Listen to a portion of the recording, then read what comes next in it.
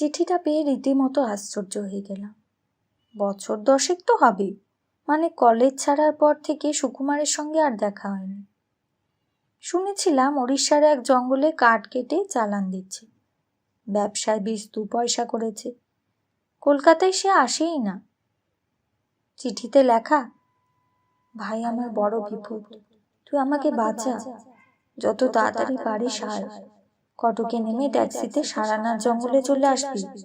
আমার বাংলোর নাম বনকুঠি, যাকে জিজ্ঞাসা করবি সেই দেখিয়ে দেবে। আসিস ভাই, তোর আশায় রইলাম। ইতি সুকুমার। চিঠিটা পেয়ে খুব চিন্তায় পড়ে গেলাম। কি এমন বিপদ হতে পারে সুকুমারে? ব্যবসার জন্য যদি টাকার দরকার হয়ে থাকে, তাহলে আমি আর কি সাহায্য করতে পারি? আমার সামান্য চাকরি, একলা মানুষ, তাই কোনো রকমে চলে যায়। তবে কি ওখানকার মজুরদের সঙ্গে কোনো রকম গোলমাল বাঁধল? তাহলেই বা আমি কি করতে পারি? যাই হোক, বিপদ যখন লিখেছে তখন একবার যাওয়া দরকার। অফিস থেকে 10 দিনের ছুটি নিয়ে বের হয়ে পড়লাম। কটকে নামলাম সন্ধ্যা 6টায়। স্টেশনে অনেক ট্যাক্সি রয়েছে, কিন্তু সারানাথ জঙ্গলে যেতে কেউ রাজি নেই। যাকে জিজ্ঞাসা করি সেই বলে যেতে 4 ঘন্টা লেগে যাবে। ফেরার সময় তো রাতে বিপদ আছে, খুব চিতাবাঘের উপদ্রব। 2-1 জন বলল রাতটা ওয়েটিং রুমে কাটিয়ে সকালেই যাবে। ভেবে দেখলাম সেটাই ঠিক হবে। নতুন জায়গায়, বিশেষ করে জঙ্গলে রাতে না যাওয়াই ঠিক।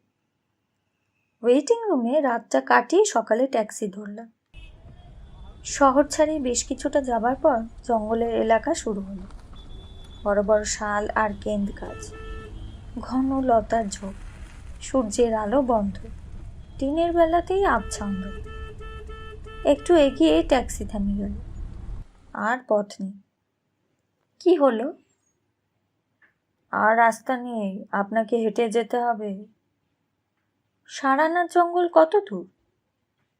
এই তো শুরু হলো। ট্যাক্সি ড্রাইভার আঙুল দিয়ে একটা ফলকের দিকে দেখিয়ে দিল। তাতে লেখা সারানাথ জঙ্গল। জিজ্ঞাসা করলাম, বনকুটি কতটা দূর হবে? তা বলতে পারবো না, আপনি নেমে খোঁজ করুন। অগত্যা ভাড়া মিটিয়ে কাঁধে ঝোলা আর হাতে সুটকেস নিয়ে নেমে পড়ল।